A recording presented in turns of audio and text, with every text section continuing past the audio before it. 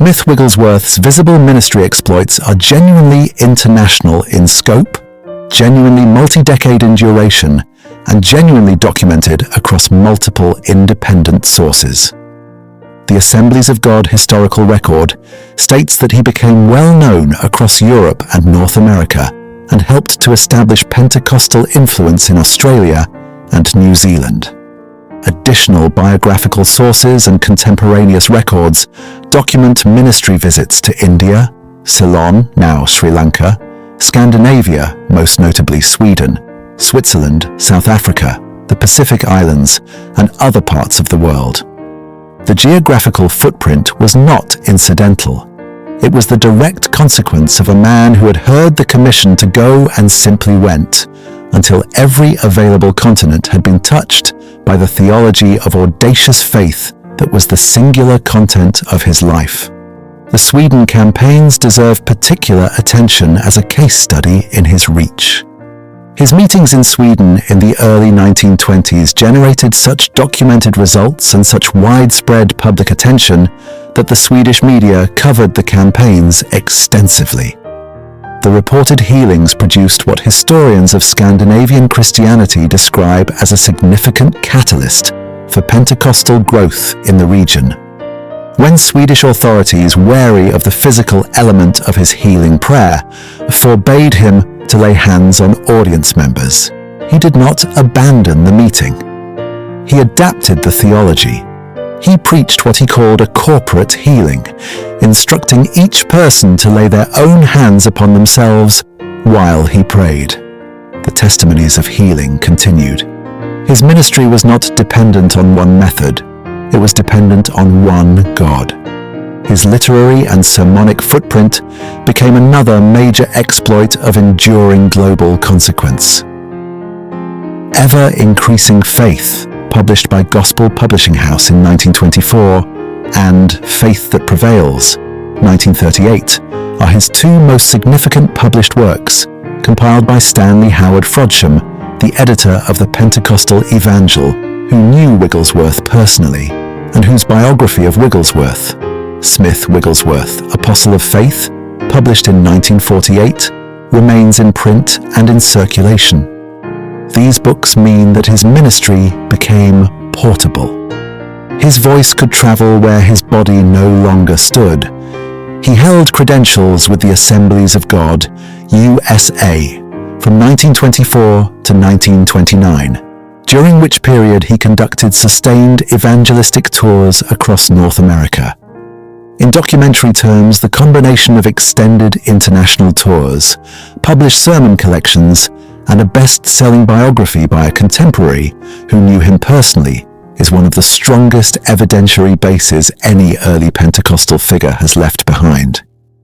The testimony stream associated with his ministry includes documented reports of healings from tumors, blindness, deafness, lameness, tuberculosis, and cancer, multiply attested by eyewitnesses whose testimonies were recorded in Pentecostal periodicals of the era, not in retrospective hagiography. There are also documented accounts of individuals reported to have been raised from the dead under his ministry, with estimates ranging from 14 to 23 such cases across his biographies.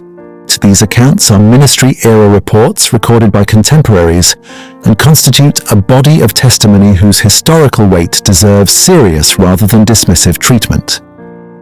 Even as the most rigorous documentary approach acknowledges that independent medical verification is unavailable for the era in question. They are presented here as what they are: significant and multiply-attested Pentecostal testimony originating from eyewitnesses and carried through history in the living memory of a movement that regards them as central to its identity.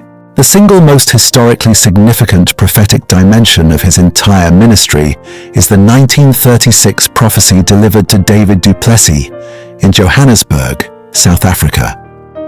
Du Plessis was then General Secretary of the Apostolic Faith Mission and had organized Wigglesworth's South African itinerary. According to du Plessis's own published account, Wigglesworth burst into his office one morning, pressed him against the wall, and began to speak prophetically. He declared that a revival would come through the old line denominations that would eclipse anything the Pentecostals had previously known. He told Du Plessis specifically that it will not begin during my lifetime. When I pass away, then you can begin. Wigglesworth died in 1947. The Catholic charismatic renewal began in the 1960s. Du Plessis, who became known as Mr. Pentecost, subsequently became the central Pentecostal figure in ecumenical dialogue with the World Council of Churches and the Vatican, initiating formal Pentecostal Catholic dialogues from 1972 onward, and receiving the Benemerenti Medal from Pope John Paul II in 1983, the first time that papal honor had been awarded to a non-Catholic. That trajectory from a South African office in 1936 to a Vatican medal in 1983 is one of the most remarkably fulfilled prophetic arcs in the entire modern history of the Church. Wigglesworth died as he had lived, in ministry context.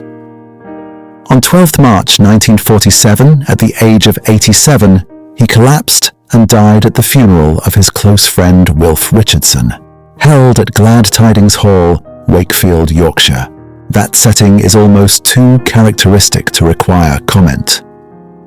He spent his last breath at a gathering that was itself a preparation for what follows death.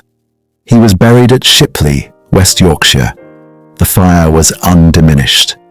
It had simply found a vessel willing to carry it without compromise for as long as the breath remained.